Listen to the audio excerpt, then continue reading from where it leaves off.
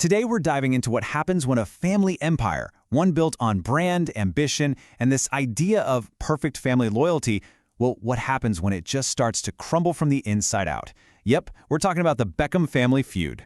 So, how did one of the most famous, most photographed families in the world just fall apart? I mean, this is a story that's got everything. Fame, massive fortune, and a feud that is just brutal. It's got a son and his new, super rich wife on one side, and the global empire his parents literally built from nothing on the other. Okay, so on one side of this, you've got the heir apparent, right? Brooklyn Beckham. Or, and this is a big deal, he now goes by Peltz Beckham. And right there with him is his wife, Nicola Peltz. She's an actress, but more importantly, she's the heiress to a fortune that makes the Beckhams look, well, smaller. And then, on the other side, you've got the dynasty itself. We're talking about his parents, David and Victoria Beckham. Now, these two aren't just celebrities, right? They are global icons. They built a brand worth an absolute fortune, and they did it with pure grit and just relentless ambition. But look, to really get why this whole thing is so messy and cuts so deep, you have to go back. We need to look at how the Beckham empire was even built in the first place. Trust me, it's a huge piece of this whole puzzle. You know, it's kind of easy to forget that David and Victoria, they both came from pretty modest backgrounds. They shot to global fame in the 90s, and yeah, they were talented, but man, it was also about insane hard work and some seriously smart strategy. I mean, David practically invented the whole idea of a soccer player as a global brand. And Victoria, she was in a girl group that basically took over the world by writing their own stuff and crafting their own image. They were in control.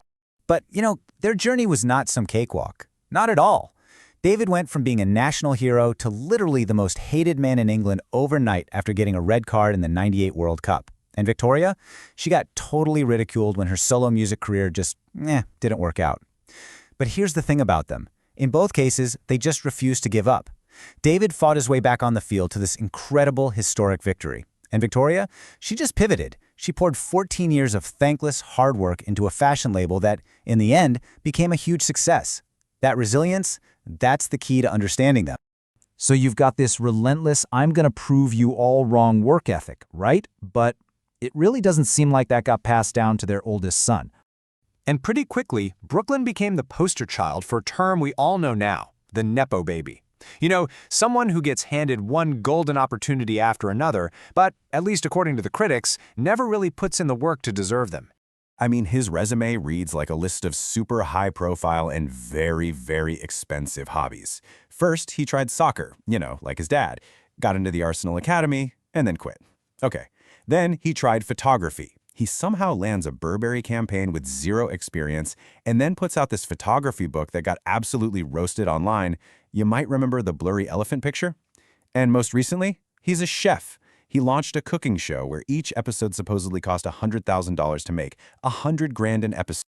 In this one little moment, man, it just perfectly captured how the public saw him. A TikToker just walks up to him on the street and asks how he can afford his McLaren supercar.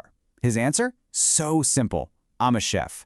That clip went completely viral. It became this huge meme because, for so many people, it just summed up this feeling that he was totally out of touch with reality.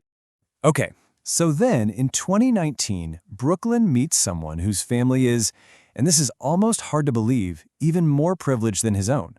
So let me introduce you to Nicola Peltz. She's the daughter of an American billionaire investor named Nelson Peltz. And when I say billionaire, I mean the Peltz family fortune just dwarfs what the Beckhams have. And they're already incredibly wealthy. We're not just talking about being rich here. This is a totally different universe of money and power.